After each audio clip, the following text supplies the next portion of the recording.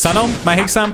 تا حالا شده که کل موزیکتون رو ببرید جلو و یه دونه سمپل به دلتون نشینه، مثلا صدای کیک، اسنر یا هر چیز دیگه؟ امروز میخوام یه راه و ترفند خفنم بهتون بگم که چجوری کل سمپل رو به خصوص وقتی که موزیکتون رو تموم کردید بیاین عوض بکنید و ورژن های مختلفی از اون سمپل رو روی پروژهتون پیاده کنید. پس بدون معطلی بزن برید.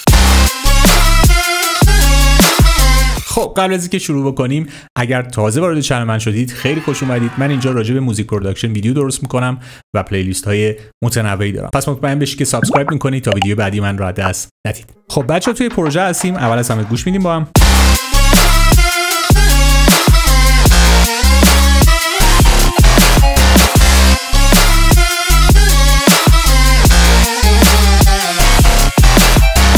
خب من اینجا یه دونه کیک دارم بچه‌ها به اسم هکس کیک که خیلی روش مطمئن نیستم و دوست دارم که بدون اینکه من بخوام دونه دونه بیارم اینجا و باز بچینم و دوپلیکیت بگیرم کلش رو عوض بکنم. ترفند امروزمون اینجوریه که میایم توی ویو و توی قسمت فایل منیجر کلیک میکنیم و این کنار سمت راست برای ما یک پنجره باز میشه. روی منیج ست میزنیم، ویو فایلز میزنیم و اینجا میتونیم کل فایل های توی پروژهمون که به صورت سامپل هست رو ببینیم که چه سامپل هایی توی پروژهمون استفاده کردیم. اینجا توی لوکیشن میتونیم ببینیم که کدوم سامپل ها داخل پروژه سیو شدن به اسم کارنت پراجکت و کدوم ها هنوز بیرون پروژه هستن که به اسم اکسترناله.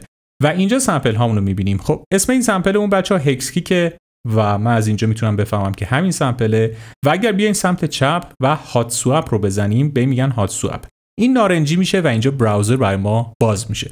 حالا کافیه که یک کیک سرچ کنم و هر کیکی که دوست دارم و فقط دوبار کلیک کنم. میبینید که به راحتی کل کیکای من تبدیل شد.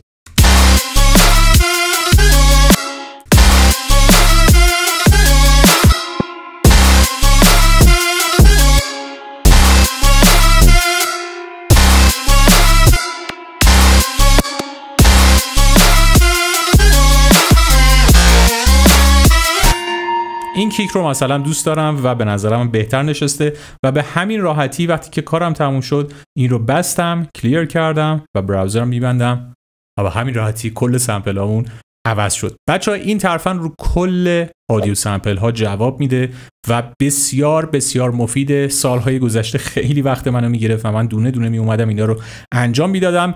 بعدن البته فهمیدم که میتونم بیام تو درام رک بیام این کار رو انجام بدم و به راحتی تو درام رک بیام از طریق هات سواب بیام اینجا هم داره این کار رو انجام بدم و یه درگ اند دراپ بکنم و خودم رو رها کنم. ولی بعدن توی سمپل ها که وقتی اینو فهمیدم چون کار با سمپل بعضی موقع راحت تره میتونم بیام اینو به راحتی انجام بدم و پروژه‌مو ببرم جلو. و به عنوان نکته نهایی توی پروژه میکس هم بسیار به درتون میخوره. فکر کنید که پروژه رو از مشتری گرفتید و کیک مناسبی اون پروژه نداره. خیلی راحت از این طریق میتونید بیاین که کیکش رو عوض بکنید و متناسب با ژانر اون پروژه کیک بهتری رو جایگزین کنید. خب اینم از این ویدیو و اینم از این نکته کارآمد و کوتاه که بسیار کاربردیه و به درد من خورد و امیدوارم که به درد شما هم خورده باشه. مرسی که تا اینجای ویدیو همراه من بودین. اگر سوالی داشتید طبق معمول توی کامنت ها برام بنویسید و اگر ویدیو دوست داشتید لطفا لایکش کنید، چنل رو سابسکرایب کنید و تا ویدیو بعدی میبینمتون.